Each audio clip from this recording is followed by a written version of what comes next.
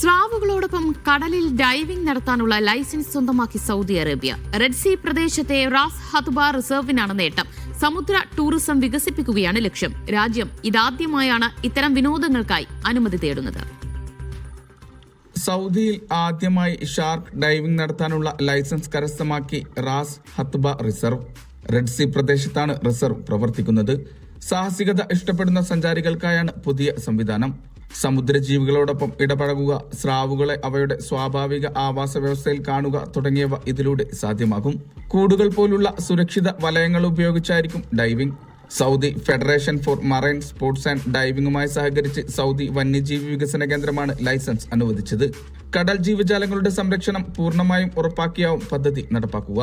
സമുദ്ര ടൂറിസം വികസിപ്പിക്കുക, ഗവേഷണ സാധ്യതകൾ വർദ്ധിപ്പിക്കുക, പരിസ്ഥിതി സംരക്ഷണം തുടങ്ങിയവയുടെ ഭാഗമായാണ് നീക്കം. Vishal Cherpulassery, media 1, Riyadh.